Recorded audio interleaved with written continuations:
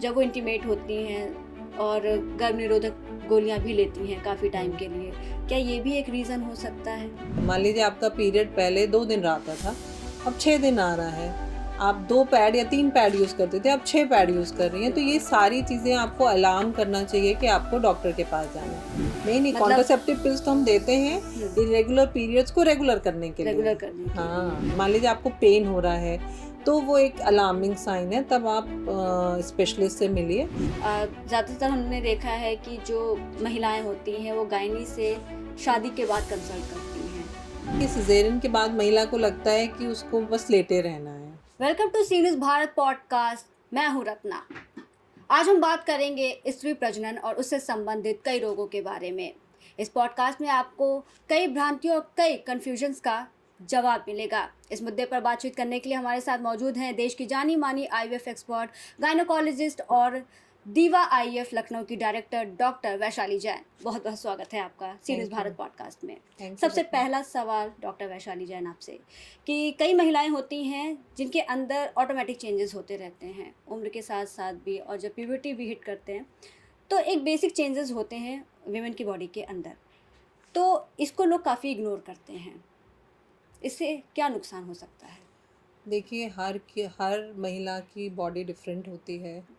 किसी का पीरियड 2 दिन रहता है, किसी का 4 दिन रहता है, तो वो नॉर्मल जो एक महिला का वो दूसरी महिला का नहीं हो सकता। बिल्कुल। तो आपकी जो भी सिस्टम है उसमें अगर कोई भी बदलाव हो रहा है, मान लीजिए आपका पीरियड पहले 2 दिन आता था, अब 6 दिन आ रहा है। आप 2 पैड या 3 पैड यूज़ करते थे, अब 6 पैड यूज़ कर रही हैं, तो ये सारी चीज़ें आपको अलार्म करना चाहिए कि आपको डॉक्टर के पास जाना है। बच्चेदानी से पानी आ रहा है, पोस्ट कॉइटल ब्लीडिंग हो रही है, वज़न लगातार बढ़ता जा रहा है, पेट फूलता जा रहा है, योनि के रास्ते खुजली हो रही है। तो ये सारी चीज़ें अगर कुछ भी हो रहे हैं, जो भी आपका नॉर्मल था पहले, उससे कुछ भी डेविएशन हो रहा है, तो it's always better to get it check करवा लीजिए, फिर डॉक्टर से सलाह लीजिए कि वो नॉर्मल है कि एबनॉर्मल है। ओके। आपने इरेगुलर पीरियड्स की बात कही है, ड्यूरेशन की भी बात कही है, तो जो वाइट डिस्चार्ज की भी प्रॉब्लम्स अक्सर महिलाओं में होती हैं, जिनको इसके बारे में पता नहीं रहता है, वो बहुत बार कंफ्यूज हो जाती हैं कि आखिर उन्हें वाइट डिस्चार्ज क्यों हो रहा है। आपने जैसे बताया योनि में खुजलाहट की भी समस्या उत्पन्न होती है। तो ये जो वाइट डिस्चार्ज होते हैं, ये जो इरेगुलर पीरियड्स होते हैं, इसके संकेत क्या होते हैं? कब हमें अलर्ट होने की ज़रूरत होती है? जो एवरेज एक साइकिल होती है वो 25 से 35 दिन की साइकिल होती है किसी भी महिला की, और 2 से 3 दिन पीरियड होता है उसका, और एवरेज 3 से 4 पैड वो यूज़ कर सकती है मैक्सिमम। अगर उसका पीरियड बहुत जल्दी आ रहा है, 20-25 दिन से पहले आ रहा है, बहुत ब्लीडिंग हो रही है, उसको पेन बहुत हो रहा है, या उसका पीरियड जो है 2 महीने या 3 महीने पे आ रहा है, तो ये सब एबनॉर्मल है, उसको डॉक्टर की सलाह लेनी चाहिए।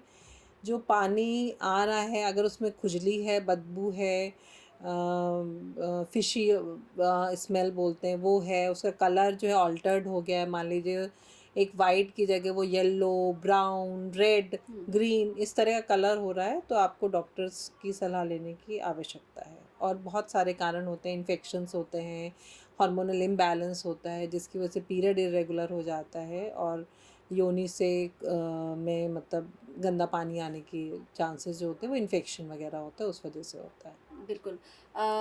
कई रीज़न आपने बताए हैं यहाँ पर, लेकिन एक रीज़न भी होता है जो लड़कियाँ हैं, बेसिकली जो यंग एज की लड़कियाँ हैं, जब वो इंटीमेट होती हैं और गर्भ निरोधक गोलियाँ भी लेती हैं काफ़ी टाइम के लिए, क्या ये भी एक रीज़न हो सकता है? नहीं, गर्भ निरोधक गोली के नॉन कॉन्ट्रासेप्टिव बेनिफिट्स भी हैं। बहुत बार हम पीरियड रेगुलर करने के लिए, कोई सिस्ट हो उसको गलाने के लिए, कोई जो है अगर महीने के समय पेन हो रहा है तब भी हम उस महिला को गर्भ निरोधक गोली देते हैं बिसाइड कॉन्ट्रासेप्शन। तो गर्भ निरोधक गोली हमारे सिस्टम को रेगुलराइज करती हैं, तो अगर कोई महिला गर्भ निरोधक गोली ले रही है तो उसको किसी भी तरह का हार्म नहीं है, बिसाइड कि कॉन्ट्रा इंडिकेशन ना हो कि भाई कुछ मेडिकल कॉन्ट्रा इंडिकेशन ना हो, तो आप गर्भ निरोधक गोली सेफली जितने दिन चाहें ले सकते हैं। लेकिन बीच बीच में डॉक्टर की सलाह लेते रहना है, और जब आप बंद करेंगे तो आपको प्रेगनेंसी भी हो जाएगी। तो गर्भ निरोधक गोली की वजह से प्रेगनेंसी होना या नहीं होने पे डिपेंड नहीं करता। जब आप बंद करेंगे आपको प्रेगनेंसी हो जाएगी, बशर्ते कि कोई और रीज़न ना हो। ओके, तो कॉन्ट्रासेप्टिव जो पिल्स होती हैं उसकी वजह से ये जो इरेगुलर पीरियड्स होते हैं इनका कोई लेना देना नहीं है, नहीं, नहीं, मतलब कॉन्ट्रासेप्टिव पिल्स तो हम देते हैं इर्रेगुलर पीरियड्स को रेगुलर करने के रेगुलर लिए। करने के लिए। हाँ, तो इससे प्रेगनेंसी में उसमें कोई हिंड्रेंस नहीं होती है? नहीं, आप जैसे ही बंद करेंगे आपको प्रेगनेंसी हो जाएगी।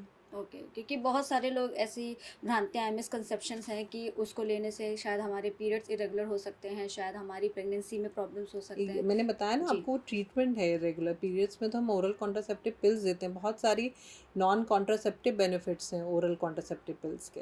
ओके, पीरियड्स के दौरान किन किन बातों का ध्यान रखने की ज़रूरत है महिलाओं देखिए, को? सबसे इम्पॉर्टेंट है मेंस्ट्रुअल हाइजीन। अगर आप जब पीरियड में हैं तो आप time to time pad change करिए, और जो है अपना पर्सनल हाइजीन का भी ध्यान रखिए। और जो है उसके अलावा बहुत सारी भ्रांति है कि पीरियड के समय वर्क नहीं करना है, एक्सरसाइज नहीं करना। तो ये सब भी, कोई भी अपनी लिमिट में रह के आप जो भी कर सकते हैं वो आप करना है। मान लीजिए आपको पेन हो रहा है तो वो एक अलार्मिंग साइन है, तब आप स्पेशलिस्ट से मिलिए।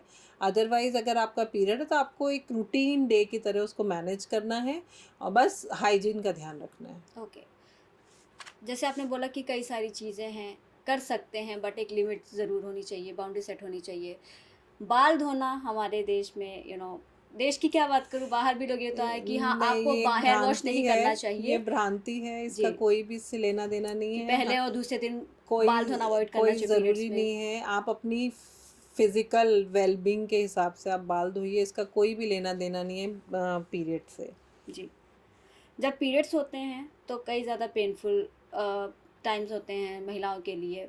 ऐसे में वो कौन-सा वक़्त होता है जब उन्हें मतलब अवेयर होने की ज़रूरत पड़ती है, क्योंकि कई बार होता है कि हमें दर्द तो होता है लेकिन हम अवॉइड करते हैं उसे, हम वो एक्स्ट्रा काम भी कर लेते हैं जिसकी वजह से हमें आने वाले टाइम में उसका बैकफ़ायर कर जाती हैं चीज़ें, हमारी बॉडी वो चीज़ कवर अप नहीं कर देखिए, पाती जो हैं। मतलब थोड़ा बहुत पेन तो नेचुरल है, हुँ, हुँ। होगा, लेकिन वो एक्सेसिव पेन हो रहा है कि आपका दिनचर्या अफेक्ट हो रही है, आप स्कूल नहीं जा पा रहे हैं, आपको वॉमिटिंग हो रही है, आप बिस्तर से नहीं उठ पा रहे हैं, तो ये एबनॉर्मल है। तो आपको पहचानना है कि आपका जो नॉर्मल एक्टिविटी है कितनी इफ़ेक्ट हुई है। अगर मान लीजिए बहुत अफेक्ट हो रही है तो डेफ़िनेटली आपको दिखाने की ज़रूरत है, उसका ट्रीटमेंट लेने की ज़रूरत है। हो सकता है आपको डॉक्टर कुछ अल्ट्रासाउंड लिखें, कुछ ब्लड टेस्ट लिखें, ताकि कारण पता चल सके। पीरियड जब होते हैं तो पीरियड्स के इरेगुलर होने के जो कारण होते हैं और जो आपने बताया कि पेनफुल भी होते हैं, इन सब से मोस्ट ऑफ दी जो वीमेन्स होती हैं वो अवेयर नहीं हो पाती। इसका आपको क्या लगता है रीज़न क्या होगा इसके पीछे? देखिए, अवेयरनेस तो बहुत कम है फीमेल्स में। हुँ, उनको स्पेशली जो किशोरावस्था में उनकी माँ को ही नहीं पता तो वो बेटियों को क्या बताएँगी। लेकिन अवेयरनेस की बहुत ज़रूरत है, और हुँ। इसको हम कर सकते हैं कि हम स्कूल्स में, कॉलेजेस में इसके बारे में एक अवेयरनेस डेवलप करें, और अपनी बॉडी का नॉर्मल और एब्नॉर्मल हर महिला को पता होना चाहिए। बिल्कुल। अ, कई बार ऐसा होता है कि पीरियड्स आते हैं और जैसे आपने बोला कि जागरूकता की बहुत ज़्यादा ज़रूरत है, तो ये कैसे पॉसिबल हो सकता है? क्योंकि ये ऐसा एक टॉपिक होता है, इवन जब हम क्लासेस में भी पढ़ते हैं, जब कोई ऐसा टॉपिक भी आता है, तो उससे हम भागते हैं। ये देखिए, ऐसा हम हुआ जी। लोगों की एज़ अ गायनेकोलॉजिस्ट हम लोग की संस्थाएँ हैं, बहुत सारी हुँ, बॉडीज़ हैं हमारी की जो इसके बारे में अवेयरनेस करते हैं। और हम एडोलेसेंट हेल्थ के रिगार्डिंग हम लोग बहुत सेमिनार्स, हुँ। वर्कशॉप्स, स्कूल में कैंपेन, बहुत सारी चीज़ें करते हैं। और टेक्स्ट बुक में सब्टल मेथड से लिखा हुआ होता है, जो इस पे हम लोग पढ़ाते समय ना टीचर्स ध्यान देती हैं, ना बच्चे ध्यान देते हैं। बट हम we try to develop awareness. अब जैसे हम ये प्रोग्राम कर रहे हैं तो इससे भी कुछ अवेयरनेस तो डेवलप हो गई। बिल्कुल। ज़्यादातर हमने देखा है कि जो महिलाएँ होती हैं, वो गायनी से शादी के बाद कंसल्ट करती हैं। तो ऐसा क्यों है? आपको क्या ऐसा लगता तो है? हम लोगों का जो सामाजिक वो है ढांचा है, उसमें ऐसा ही है कि हुँ, पहले तो लड़कियां ही अपनी दिक्कत बताने से संकोच करती हैं, वो किसी तरह हिम्मत जुटा के अपनी माँ को बताती हैं। तो माँ भी ऐसे ही टाल देते हैं कि नहीं, ये तो एक पार्ट ऑफ तुम्हारा ग्रोइंग अप है। और कभी कभी उस मदर को भी नहीं समझ में आता है कि ये चीज़ कितनी इम्पॉर्टेंट है। तो अगर कोई भी एबनॉर्मलिटी लग रही है तो स्पेशलिस्ट से मिलके उसका हो सकता है वो नॉर्मल ही हो, लेकिन आप एक बार उसको कंफर्म कर लीजिए कि ये नॉर्मल है कि एबनॉर्मल है, ओके। दिखा के। जी, बिल्कुल। अब आपको क्या लगता है कि महिलाएँ जो हैं, उनको अपना चेकअप कब-कब कराना चाहिए? बॉडी का चेकअप हो गया या उनके साथ अगर ऐसी कोई पीरियड्स है, इरेगुलर पीरियड्स हैं, साल में 1 बार, 2 बार? अगर कोई दिक्कत है तो एज एंड व्हेन आपको, मान लीजिए कोई भी दिक्कत है महीने से रिलेटेड या बाकी कोई भी चीज़ दिक्कत है तो करना है। बाकी हम रूटीन चेकअप 40 इयर्स के बाद बोलते हैं फीमेल्स का। 30 इयर्स के बाद हम 1-2 टेस्ट बोलते हैं वो कराने होते हैं। और आजकल तो हम 9 टू 14 इयर्स पे सर्वाइकल कैंसर वैक्सीन के लिए भी बोल रहे हैं। हुँ, 30 इयर्स पे अबव सर्वाइकल कैंसर स्क्रीनिंग के लिए कुछ टेस्ट होते हैं। और 40 साल के बाद एग्ज़ामिनेशन ज़रूरी है। एवरी ईयर जब आप अपना ब्लड टेस्ट, ईसीजी वगैरह कराएं तो साथ में अपना एक गायनेकोलॉजिकल चेकअप भी कराना चाहिए। ओके। प्रेगनेंसी की बात करें अगर हम तो ऐसी ऐसे लोग बोलते हैं अब ये भ्रांति है या सच है, ये आप बताएँगे कि जब डिलीवरी जो होती है ऑपरेशन के थ्रू होती है तो महिलाएँ अक्सर मोटी हो जाती हैं। आई मीन इसको भी लेके देखिए डायरेक्ट लिंक तो नहीं है इसका कि मोटी हो जाती है, वो हाँ, ऑलरेडी वज़न उनका बढ़ा हुआ ही होता है प्रेगनेंसी में, जो बिल्कुल। भी उन्होंने 10 टू 12 केजी गेन करा होता है। तो क्या होता है कि सिज़ेरियन के बाद महिला को लगता है कि उसको बस लेटे रहना है, उसको काम नहीं करना है। तो ये भी एक भ्रांति है, बिकॉज़ हम कभी महिला को ये नहीं कहते कि आपका ऑपरेशन हो गया तो आपको उठना नहीं है, बैठना नहीं है। हुँ, हम तो ऑपरेशन के नेक्स्ट डे ही उनको उठना बैठना सब अलाउ कर देते हैं। अपने बच्चे का काम भी उससे कहते हैं कि आप खुद ही करिए। तो डायरेक्ट कोई भी लिंक नहीं है। हाँ, लेकिन उसकी फ़िज़िकल एक्टिविटी ऑपरेशन के बाद कम हो जाती है। डर के मारे कह लीजिए कि वो डर रही है कि टाँके ना खुल जाएँ, ये ना हाँ। गिर जाएँ, तो उस वजह से वेट बढ़ता होगा। और हर महिला का अपना एक सिस्टम होता है। कुछ महिला बैक टू नॉर्मल हो जाती हैं और कुछ डिलीवरी के बाद नहीं हो पाती हैं normal. Okay.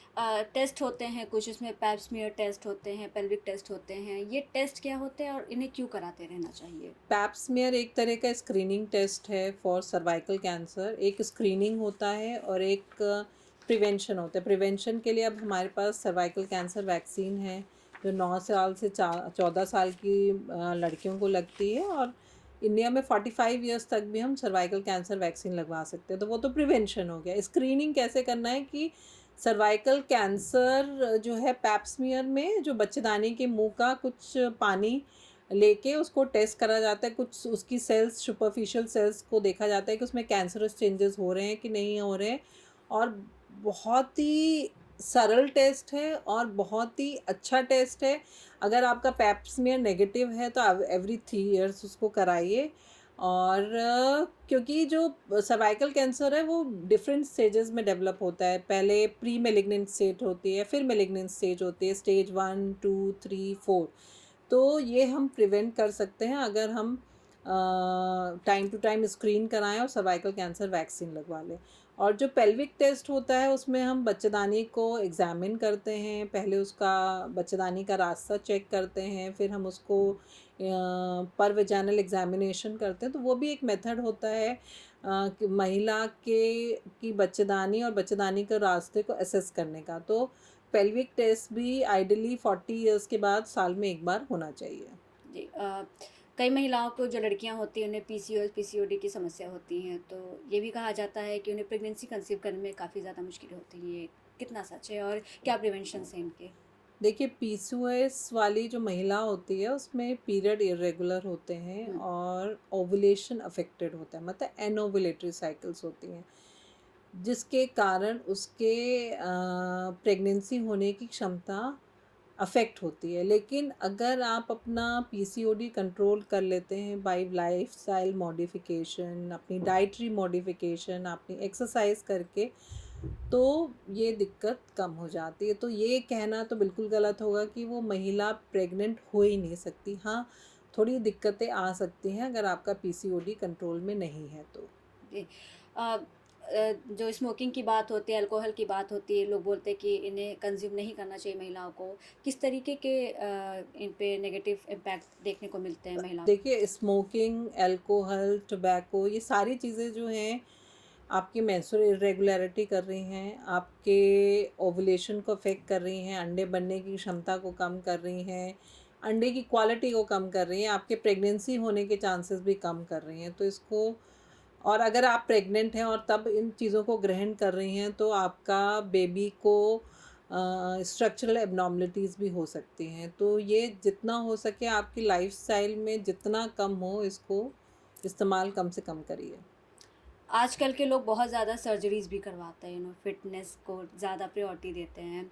Fit and fine रहने के लिए कई तरीके की सर्जरीज़ होती हैं, उसमें पीआरपी सर्जरीज़ हैं और विधि बहुत सारे टेक्निक्स का सहारा लेती हैं। तो इसका क्या कुछ प्रभाव पड़ता है? देखिए, डायरेक्टली तो कोई प्रभाव नहीं पड़ता। कॉस्मेटिक सर्जरी की अगर हम हुँ, बात करें या पीआरपीज़ कर रहे हैं, कोई हेयर ट्रांसप्लांट करा रहा है, तो जब वो महिला प्रेग्नेंट है तब उसको ये सारे प्रोसीजर्स नहीं कराने हैं। अदरवाइज़ एक सेफ पीरियड होगा जब उसने वो एक प्रोसीजर कराया और उसके बाद वो 2-3 महीने बाद अगर वो कंसीव कर रही है तो कोई दिक्कत की बात नहीं है, वो कर सकती है। आज के मॉडर्न लाइफ़स्टाइल में अगर हम शादी की बात करें और प्रेगनेंसी कंसीव गर्भधारण की बात करें तो उसकी सही उम्र क्या है?